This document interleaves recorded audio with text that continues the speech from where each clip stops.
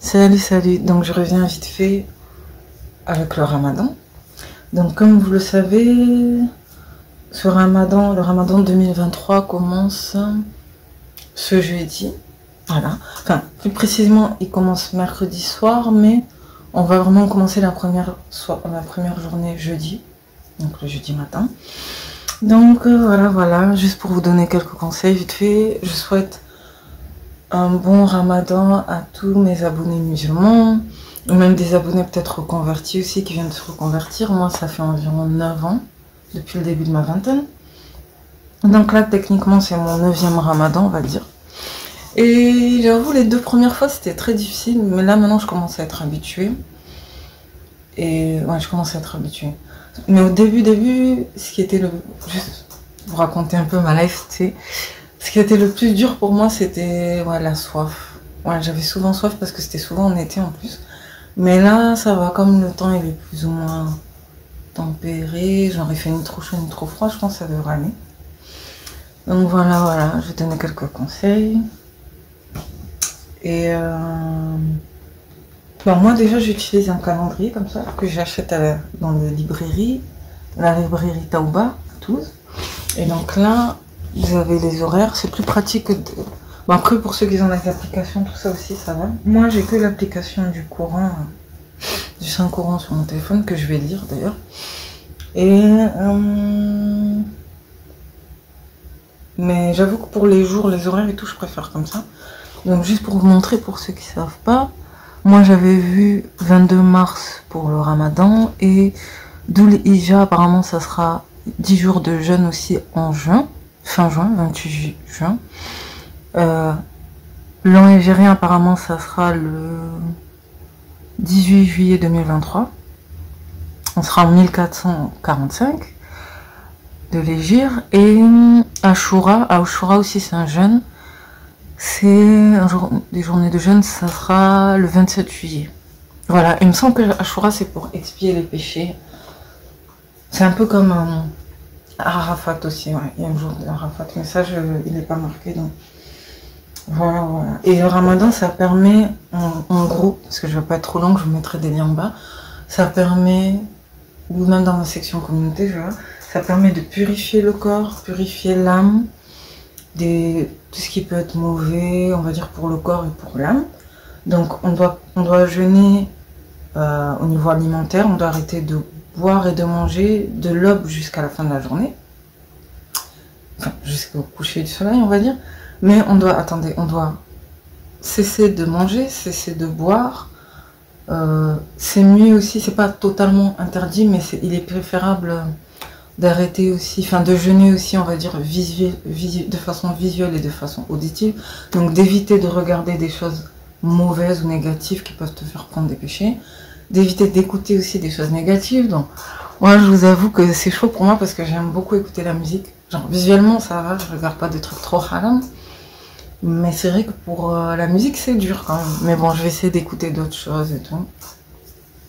Et donc c'est pas interdit mais c'est déconseillé parce que voilà, c'est une période d'environ un mois dans laquelle on doit essayer de faire le plus de bonnes actions possible, sachant que ces actions, et donc surtout le plus important c'est les 10 derniers jours avec la nuit du destin, tout ça. Et d'ailleurs même c'est une période qui va beaucoup plus vite, je trouve. Les 10 derniers jours ils vont très vite alors que les premiers jours ils paraissent plus longs.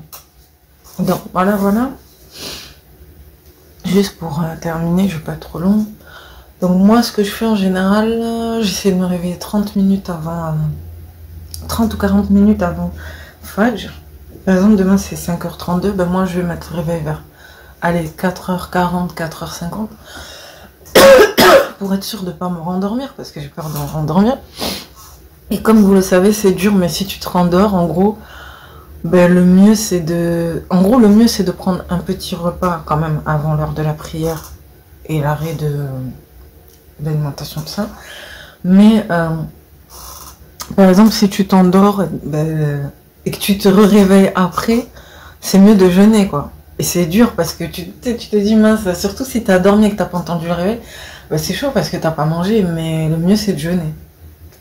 Mais c'est vrai que quand même c'est mieux, un bon jeûne, c'est quand on prend le repas du matin, sourd, il me semble, sourd, comme ça. Et donc, vaut mieux se réveiller 30 ou 40 minutes avant, juste histoire de prendre un petit déjeuner, bien boire, bien manger, tout ça. Et après, aller faire les ablutions, faire la prière de 2 unités. Et après, garder l'état de purification pour essayer de lire un peu quelques pages du Coran, Saint-Coran, faire quelques récitations, invocations aussi. Bon, je vais revenir parce que j'ai pas assez de temps. Donc voilà, j'expliquais par rapport au matin ce qu'on pouvait faire juste après avoir fait la prière, comme on est en état de pureté quand on vient de faire les ablutions, tout ça. Mais je trouve que c'est un bon moment pour lire une bonne partie du Saint-Coran, on va dire. Après, on peut continuer, enfin, soit partir au travail pour ceux qui travaillent, soit, je sais pas, tu peux t'occuper, en gros t'occuper parce que tu dois t'occuper au moins jusqu'à 13-14 heures, on va dire. Et après, c'est là que ça devient difficile, on va dire, je trouve. C'est vraiment entre 13 et 18 heures, c'est chaud. Vraiment, entre 13 et 18 heures, c'est enfin, faut être très endurant parce que c'est dur, parce que bon. Quoique non, c'est, comment dire, si tu es occupé toute la journée, c'est bon. Mais c'est vrai que si tu as des trous entre la journée et tout, ben, c'est dur parce qu'il faut pas céder à la tentation. Même, je trouve même le fait de regarder de la nourriture, c'est pas trop une bonne idée. Vaut mieux ne pas... en gros, tout ce qui fait que tu peux oublier et manger par erreur et tout, vaut mieux le pousser, vaut mieux le ranger, tout ça. Après, moi, ça, c'était dur au début. Maintenant, ça va. Maintenant, ça va. Mais c'est vrai qu'au début, j'avais un peu de mal, mais là, quand même, maintenant, ça va. Après, moi, ce que je faisais aussi dans la journée, quand j'avais des trous, ou que j'avais terminé la journée, tout ça, ou même le week-end, ben, après avoir lu, après avoir fait un peu de lecture, un peu de nettoyage et tout, ben, tu peux faire une sieste aussi, tout simplement. Tu peux dormir. Voilà, tu peux dormir un peu 1 heure, 2 heures, parce que voilà, ça te permet de te reposer et d'éviter de penser à la nourriture, à l'eau, tout ça, tout ça. Et par contre, après, quand même, c'est bien aussi de pas trop se reposer. Enfin, faut pas trop dormir non plus, on va dire, parce que sinon, tu risques de rater, on va dire, la 3e prière. Et en plus, moi, je trouve que c'est... Moi, qu'est-ce que je faisais aussi vers 17-18 heures, par exemple, si je sais que j'ai pas vraiment préparé à manger ou quoi, ben, je commence 2 heures ou 3 heures, parce que voilà, on casse le jeûne en général vers 19h, 20h. Là, jusqu'à la fin de la semaine, ça va être 19h et quelques, il me semble. Et à partir de la semaine prochaine, ça va être 20h et quelques, en tout cas à Toulouse. Donc, en gros, 2 ou 3 heures avant, vaut mieux même déjà commencer à préparer à manger, tout ça. Et bien sûr, sans goûter, hein. Voilà, c'est ça qui est difficile, c'est que tu dois préparer, mais sans goûter. Après, je crois qu'il y a des divergences comme quoi tu peux mettre dans ta bouche pour tester, mais pas avaler, genre. Un truc comme ça, mais c'est... Vaut mieux ne pas le faire tout court, vaut mieux ne pas le faire tout court. Et donc voilà, moi j'avais pris pour habitude de préparer 2 heures ou 3 heures avant pour m'occuper. Et même si t'as pas grand chose à préparer, juste préparer déjà un verre de lait avec des dattes nettoyées, tout ça, des dattes fraîches nettoyées.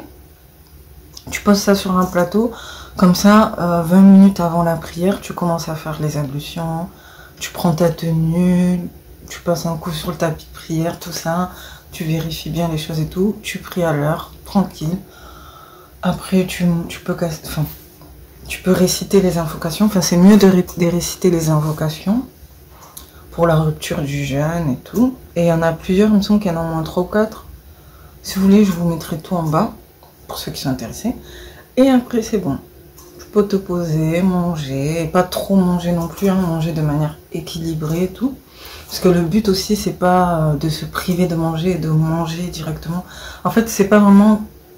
Ce jeûne, en fait, il n'est pas que par rapport à la nourriture aussi. Il est vraiment... il consiste vraiment à se mettre à l'épreuve et tout, et voir ce qu'on est capable de faire. Enfin, voir le maximum de bonnes actions qu'on est capable de faire en une journée, voilà. mais sans trop non plus, parce que moi aussi, il y avait des moments où j'étais là, au début, je faisais des recettes, nanana, alors que le ramadan, c'est pas que les décorations, les recettes, tout ça, c'est vraiment les bonnes actions, éviter le maximum de péchés possible. Et voilà, voilà. Après, il y a la dernière prière qui est 1 heure après. Donc là, forcément, on doit refaire les ablutions. Parce que bon, si tu manges pas entre-temps, t'es pas forcément obligé. Mais là, comme on mange, donc tu dois refaire les ablutions, tu fais la prière. Aussi, j'allais oublier, tu peux faire des prières surérogatoires. On peut rajouter des prières surérogatoires. Des prières en plus et tout. Essayez de pas dormir trop tard, du coup, parce qu'après le matin, on doit se réveiller encore tôt. Et voilà. Donc voilà, en gros, là, c'est une journée typique de Ramadan. En tout cas, moi, c'est ma journée typique de Ramadan, on va dire. Et donc, comme je l'ai dit, pour moi, les moments les plus difficiles et les plus sensibles, je pense, c'est entre 13h et 17h. Voilà. Parce qu'encore le matin, ça va. Tu ressens pas trop la faim. Mais vraiment, au milieu de la journée, surtout quand il faisait chaud et tout, à l'époque, là, ça va parce qu'il fait un peu moins chaud. Mais quand il faisait chaud, la canicule et tout, ne serait-ce qu'une petite gorgée d'eau, t'étais là. Oh là là. Non, je peux pas. Ou sinon, après, bon, je vais redonner encore quelques conseils et tout avant de terminer. Je dois avouer quand même que pour les femmes, quand même, on est un peu épargné parce que c'est vrai qu'on a une petite pause de, on va dire, 6-7 jours. On a une petite pause, hein, voilà, parce qu'on a un décor de femme et donc on a une petite pause. Et moi, ça va, je suis plutôt chanceuse par rapport à ça. Souvent, ça arrive au milieu. Genre, ça arrive souvent la 2e semaine. Donc, en fait, la première semaine, tu jeûnes. La 2e semaine, t'es en état d'impureté, voilà. Comme on est en état d'impureté, ben, c'est quasiment interdit, en fait. Et déconseillé. Et de toute façon, c'est pas valide, en fait. Même si tu le fais, c'est pas valide. Et c'est comme la prière pendant les règles, c'est pas la peine, puisque t'es en état d'impureté, donc c'est pas la peine. Tout ce que tu peux faire, il me semble, c'est écouter quelques passages de Coran, je crois. Oui. Et ou sinon aussi, je crois que tu peux le lire, mais il faut bien faire les ablutions avant, quelque chose comme ça. Moi, je préfère pas, je préfère écouter sur l'application tout, nanana. Et donc voilà, moi en général je les ai juste un peu avant les 10 derniers jours, on va dire, parce que la nuit du destin, elle tombe souvent entre la 26e, 27e ou 28e nuit. Donc normalement la 27e nuit. Mais voilà quoi, c'est mieux pour la nuit du destin, c'est mieux de se préparer, enfin... En gros, ce qu'on a envie de faire le jour de la nuit du destin, il vaut mieux le faire dès le 25e jour jusqu'au 30e jour, il me semble. Voilà, parce qu'on n'est pas vraiment sûr du moment où ça va tomber. Donc, même si il est dit que c'est la 27e nuit, donc une nuit impaire, mais il vaut mieux quand même faire tout ce que tu veux faire cette nuit-là bien avant, comme ça, au cas où. Voilà. Et donc... Ah oui, juste, je rajoute un dernier truc aussi. Moi, au début, je savais pas, pour l'état d'impureté, tout ça. Et un jour, oui. En fait, il y a des choses qu'on peut pas savoir non plus trop à quel moment ça va arriver. Et moi, des fois, ça m'arrive de jeûner la journée. Et le soir, boum. Voilà. Donc, en fait, je me dis, ah ouais, c'est même pas compté, j'avais pas besoin de jeûner, mais bon. Encore si tu vas bien, bon, ça va, mais moi, un jour, ça m'est arrivé et j'ai fait un malaise. Donc vraiment, je déconseille à toutes les filles qui veulent jeûner, essayer de jeûner pendant qu'elles ont les règles ou quoi, je déconseille de le faire. Parce que ben, tu peux carrément faire un malaise, en fait, parce que non seulement tu es affaibli déjà par rapport à l'état d'impureté, mais en plus de ça, tu vas t'affaiblir encore plus. Donc je comprends pourquoi c'est interdit. Enfin, maintenant je comprends un peu mieux pourquoi c'est interdit. Moi, j'ai failli faire un... Enfin, ouais, j'ai eu des vertiges, j'ai failli faire un malaise il y a 3-4 ans passés dans la rue à cause de ça. Donc, heureusement, j'étais juste à côté de chez moi, mais voilà, je déconseille totalement de jeûner en état d'impureté et tout. C'est vraiment pas bon. À part affaiblir le corps, non, c'est pas la peine. Et donc, même moi, ce que j'ai pris pour habitude de faire aussi, pour compenser, ben, soit tu peux lire des livres, faire des invocations aussi, des invocations, des doha, tout ça. Et aussi, ben, tu peux faire des aumônes aussi. Voilà, moi c'est une période souvent durant laquelle, même hors ramadan, parfois je fais des aumônes pendant mes états d'impureté en gros, pour compenser le fait que je peux pas prier, faire des trucs, nanana. Voilà, voilà, donc j'ai oublié de le dire aussi, parmi les bonnes actions qu'on peut faire pendant le ramadan, à part les prières, les invocations, les lectures et tout, il y a aussi les aumônes. Donc les aumônes de nourriture, les aumônes d'argent et même les aumônes aussi au niveau de la parole. Donc le fait de conseiller des gens, d'aider des gens, de soutenir des gens, tout ça. Et il me semble que l'aumône qui a le plus de valeur aux yeux de Dieu, il me semble que c'est l'aumône que l'on fait dans la famille, l'aumône que l'on fait en famille. Après, ça peut être aussi des aumônes faites à des mosquées, des imams, tout ça. Mais c'est vrai que l'aumône faite en famille aussi, elle compte beaucoup sur la balance apparemment. Et donc moi, j'avoue que j'aime bien donner des choses à ma famille, à des membres de ma famille. Par exemple, le frère qui est juste avant moi, lui aussi, il est reconverti à l'islam. Et donc souvent, il oublie de prendre des dates et tout. Donc souvent, je leur ramène des dates. Des fois, si je prépare des trucs, je leur ramène aussi. Enfin, voilà. Voilà, voilà. Il y a plein de moyens, en fait, de faire des aumônes. Et... est-ce qu'il y a d'autres bonnes actions, peut-être? J'oublie. Ouais, même que tout ce qui est courtoisie, politesse, aider des gens... toute bonne action, que ce soit au niveau de l'islam ou même au niveau de la dunya aussi. Aider des gens à faire des choses et tout. Je pense que tout ça, ça compte. Et donc, on va pas être trop long. La nuit du destin, Laylatul Qadr, quelque chose comme ça. La nuit du destin, ben, oui, qui tombe normalement le 27e jour. C'est une nuit durant laquelle tout ce qu'on fait est vraiment démultiplié. Genre, tout ce qu'on fait compte beaucoup plus, il me semble. Mais je ne me rappelle plus exactement le nombre, je le remettrai. Mais tout ce qu'on fait, ça compte encore plus que les autres jours, on va dire. Donc, mais là, je ne me rappelle plus exactement le nombre, mais même une simple aumône de 1 euro, 2 euros, elle sera multipliée aux yeux de Dieu. Les lectures aussi, elles seront multipliées. Les prières aussi. Et donc, en fait, c'est une nuit durant laquelle on doit faire le maximum de prières, le maximum d'aumônes, si on peut le faire. Le maximum de lecture aussi. Et donc souvent on conseille aux gens, enfin on nous conseille aussi de lire les 3 dernières sourates, pardon, parce qu'on dit que quand on lit les 3 dernières sourates, c'est comme si on avait lu un tiers du Coran. Donc si tu lis les 3 dernières sourates, ben, c'est comme si tu avais lu plusieurs fois le Coran, le Saint-Coran en fait. Et aussi il y a le verset aussi le verset du trône aussi. Ayatul Kursi, tout ça. Là, c'est des versets c'est des passages qui sont très importants durant cette nuit. Et même aussi, vous pouvez faire des prières très fortes. Vraiment, moi, c'est ce que je fais depuis au moins 4-5 ans. Je fais des prières encore plus. Je fais encore plus de prières, enfin, que d'habitude ce jour-là, on va dire. Parce que je demande quelque chose de bien spécial par rapport à ma vie. Que je vais pas forcément vous dire, mais je pense qu'il y en a qui savent c'est quoi. Voilà, surtout, je me rappelle surtout pendant le confinement, je priais beaucoup pendant la nuit du destin. Je priais par rapport à mon projet et tout, d'essayer de voyager, de faire des choses et tout, nanana. Après, je vais pas rentrer trop dans les détails et franchement, je pense que ça marche parce que moi, ça m'a permis d'avoir un bon discernement. Bon, j'ai pas pu vraiment réaliser mon projet pour l'instant, mais ça m'a permis d'avoir un bon discernement et de faire des bons choix, tu vois, de pas forcément... Voilà, j'aurais pu me trouver dans des situations catastrophiques et je les ai évitées. Et je me dis parfois que c'est probablement grâce aux prières que j'avais faites pendant les nuits du destin et tout, que j'avais fait récemment.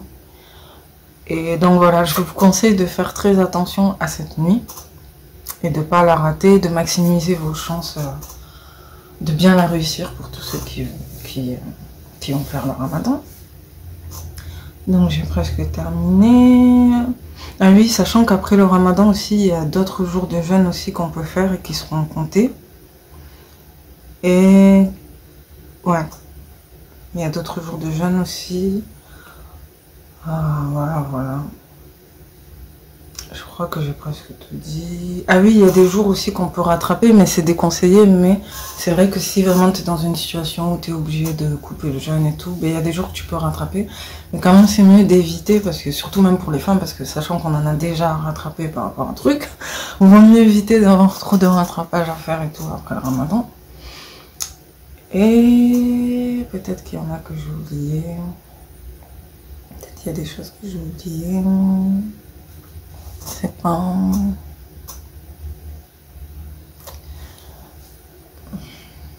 Non, je crois que j'ai presque tout dit. Voilà, voilà. Ah oui, après il y aura la vie, tout ça, tout ça. Bon bref, je referai d'autres vidéos aussi. Si j'ai des choses à rajouter, là je vais m'arrêter là. Oui, et donc moi, les vidéos qui m'ont le plus guidée vers... enfin, qui m'ont le plus enseigné par rapport à tout ça, c'est des vidéos de Rachid Aboudefa. Voilà, au début j'étais tombée sur des vidéos de Rachid Aboudefa. En fait, lui vraiment, il m'a beaucoup aidé sur tout ce qui était les sujets sur lesquels il m'a le plus aidé.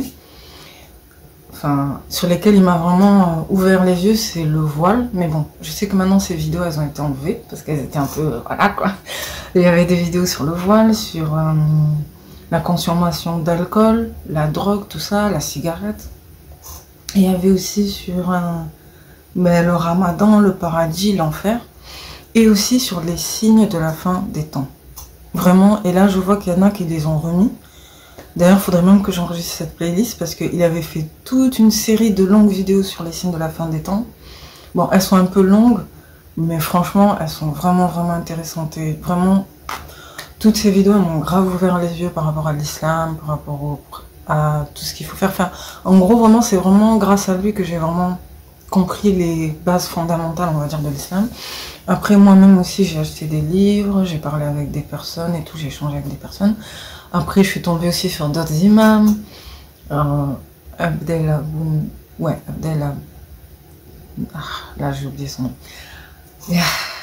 Des fois, j'oublie un peu leur nom, mais il y en a plein d'autres. En gros, tous ceux qui se connaissent et qui font souvent des vidéos ensemble. Nader Abou Anas, tout ça. Il y en a même un qui est décédé aussi, il s'appelait Monsieur Rachid quelque chose, mais j'ai oublié. En gros, la plupart, ils m'ont grave ouvert les yeux par rapport à l'islam. Et aussi, bon, il y a des personnes peut-être un peu moins connues, sur lesquelles je suis tombée depuis 3-4 ans, on va dire. Dawa Salafia, Kassim Al-Firanzi, lui aussi, il m'a grave ouvert les yeux sur plein de choses. Plein de choses. D'ailleurs, même dès que j'ai besoin de certains rappels et tout, parfois même je réécoute même ces anciennes vidéos parce qu'elles sont toujours d'actualité en fait.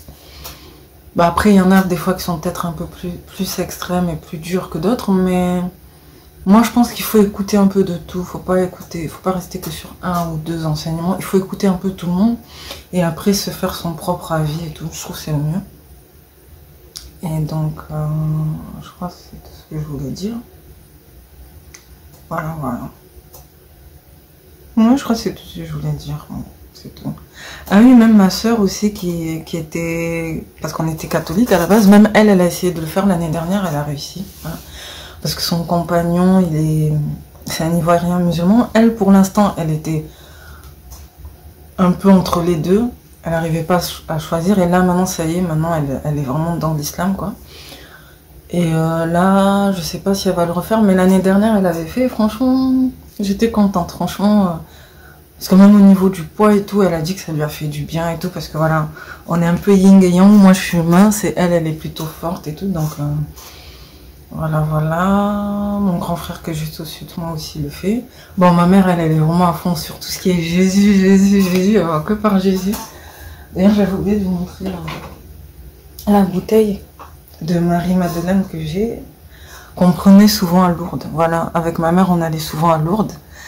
Et on devait remplir des bouteilles comme ça et tout. Et bon, peut-être que je ferai des vidéos un jour sur tout ça aussi, sur le christianisme, ce que je ressentais quand j'étais catholique, qu'est-ce que j'ai appris et tout. Parce que quand même, malgré tout, il y avait des bonnes choses aussi hein, dans le catéchisme et tout ça. Et qui font que moi je suis très reconnaissante quand même envers le fait d'avoir été catholique, parce que c'est parce que j'ai été catholique qu'après j'ai ouvert les yeux sur certaines choses sur l'islam, et que je m'y suis intéressée en fait, parce que j'ai fait une comparaison des deux et ça m'a attirée vers l'islam. Donc voilà, mais j'en reparlerai dans une autre vidéo. Et après, l'eau bénite, elle est un peu spéciale quand même. Et voilà, et même depuis qu'on était petite, on aimait trop ce genre de gourde et tout. Et aussi, un des premiers trucs qui m'a frappé, c'est que si vous regardez bien, les représentations de Marie-Madeleine, elle est toujours, Mariam, elle est toujours voilée de la tête aux pieds, hein. Vraiment toujours. Donc moi aussi, ça a été un signe pour moi par rapport à l'islam, parce que j'ai compris qu'en fait, bon, c'est pas totalement la même chose, mais voilà quoi, j'ai fait une comparaison des deux. Et donc ma mère, voilà, toujours qu'elle me donne un petit truc avec Jésus, Dieu, tout ça. Et j'ai un autre grand frère, notre aîné aussi, lui aussi il était catholique, mais là maintenant il est déiste. C'est marrant parce que chez lui, il a la Bible, le Coran, même la Torah, je crois. En fait, il les lit, comme il lit des livres aussi sur le monde et tout, parce qu'il est... il croit en une force supérieure, mais il croit plus forcément en Dieu, tout ça. Bon. Après, nous, des fois, on essaye de lui en parler, mais c'est compliqué. Bon, bref. Voilà. Dieu seul sait pourquoi. Je pense que je vais m'arrêter là. Désolée si j'ai été un peu longue. Merci d'avoir pris le temps de m'écouter. Et je pense que j'ai fait le tour de tout. Et juste pour être sûr de rien oublier, je vais vous mettre des liens en bas. Par rapport à tout ce que j'ai dit, les vidéos qui m'ont le plus marqué. Voilà, ce sont des vidéos en plus très complètes dans lesquelles on explique tout. Parce que moi j'ai expliqué, mais de manière abrégée. Donc voilà, je vais vous mettre tous les liens en bas. Et voilà. Voilà. Que Dieu vous facilite le jeûne du que Dieu vous facilite le jeûne pour le mois du Ramadan, qui vous facilite les bonnes actions, les prières, les aumônes, tout ça. Et que... Oui, qui nous pardonne nos péchés aussi, et nos manquements. Voilà. Et aussi, moi, je demande de plus en plus la guider, qui nous guide, le bon discernement, pour bien analyser, faire les bons choix. Voilà, moi, je demande de plus en plus ça aussi. Donc voilà, je vais m'arrêter là. Enfin, pour tous mes abonnés musulmans et toutes les personnes aussi qui sont intéressées. Voilà, j'avais envie de dire ça. Je pense que je vais m'arrêter là. Ouais, je vais m'arrêter là. Bon, merci d'avoir pris le temps de m'écouter. Et en plus, là, vraiment, je vais vraiment me donner à fond parce que, voilà. Qui sait, peut-être l'année prochaine, Inch'Allah, peut-être que je tomberai enceinte, ou voilà. Donc, c'est ce que je me dis de plus en plus, il faut que je me donne à fond. Et que je fasse le maximum de choses à faire, parce que qui sait, peut-être bientôt, j'aurai trop de choses à faire, peut-être je serai enceinte, peut-être je serai occupée, donc voilà. Je profite de faire ce que j'ai à faire maintenant que je peux le faire. Et voilà. Inch'Allah, si Dieu le veut, si Dieu me prête vie, on verra qu'est-ce qui va se passer. Et je vous souhaite la même chose aussi. Enfin, en tout cas, pour tous ceux qui me veulent du bien, hein, pas mes haters et tout, parce que je sais pas si Loïc Couli, tout ça, là, ils continuent à regarder mes vidéos. Bref. Merci d'avoir pris le temps de m'écouter. Prenez soin de vous. À bientôt. Ciao. De toute façon, je reviendrai avec d'autres vidéos. Ah oui, et aussi par rapport au livre sur le grand remplacement et tout, ben, je ferai une analyse de ce livre, je ferai une vidéo sur... Voilà. Merci d'avoir pris le temps de m'écouter. Ciao. Prenez soin de vous. Ciao. Petite anecdote aussi pour les reconvertis, j'avais complètement oublié. En fait, les meilleurs ramadans que j'ai fait, c'est quand j'étais en chambre étudiante et quand j'étais en appartement aussi. Parce que quand j'étais parce qu'il y a une période où j'étais retournée chez ma mère et tout, et c'était dur parce que... Enfin, quand t'as un parent qui est pas musulman, bah, c'est hardcore parce qu'en fait, tu sais, ils s'inquiètent pour toi des fois. Enfin, surtout les mamans, elles sont là. Mais t'as pas mangé de toute la journée. Il faut manger, viens manger. Non, je te jure, franchement, juste une petite anecdote comme ça pour les convertis. Je pense qu'ils se reconnaîtront peut-être. C'est, tu sais, t'es là, t'essayes de supporter, t'essayes de tenir et tout, et ta maman, elle est là, non mais tu dois manger, t'as pas mangé, tout ça. Et donc c'était trop dur parce que t'étais là, non, mais c'est bon. Donc moi, des fois, soit j'étais obligée de dire que j'avais déjà mangé, c'était pas bien parce que c'était un peu comme un mensonge, ou soit je disais, oui, je vais venir manger et tout. Mais en gros, elle comprend pas, tu sais, que moi, attends, il m'a fallu 2-3 ans pour qu'elle comprenne que j'étais en train de jeûner, en fait. Et je disais que oui, c'est comme le carême, nanana. Au début, elle comprenait pas, genre elle insistait et tout. Et donc c'était difficile parce que des fois, quand je voyais ce qu'il y avait à manger, j'étais là, oh, j'étais là, non, non, non, non, non, je vais pas jeûner. Bon, bref, voilà, voilà. J'ai eu un petit souvenir comme ça qui a refait surface. Donc, voilà. Juste des petits trucs comme ça là, qui me font rire, que j'avais oublié. Voilà, voilà. Donc, voilà, que Dieu nous facilite le jeûne, qu'Allah nous facilite les jeûnes et les bonnes actions. Voilà, voilà, je vais m'arrêter là. Merci d'avoir pris le temps de m'écouter. Ciao. Ah oui, et j'avais oublié de préciser aussi, c'est pour les personnes pubères. Enfin, on peut commencer à faire le ramadan aussi à partir de la puberté parce que voilà, pour les enfants, il me semble que c'est un peu plus particulier. Genre, il y a des parents qui le font faire à leurs enfants et d'autres non. Et il me semble que les enfants qui le font, ils le font juste pendant une demi-journée, il me semble. Et par contre, c'est vrai que ouais, normalement, c'est obligatoire pour toute personne qui est croyant, converti à l'islam et tout, à partir de la puberté. Voilà. Donc moi, de mes 13 à mes 20 ans, malheureusement, je ne l'ai pas fait, on va dire. Mais à partir de mes 20 ans, je l'ai fait. Donc voilà, voilà. Juste pour préciser, merci d'avoir pris le temps de m'écouter. Et de toute façon, je ferai des vidéos sur ma conversion, sur comment je suis devenue consciente, tout ça, tout ça. Merci d'avoir pris le temps de m'écouter. Ciao.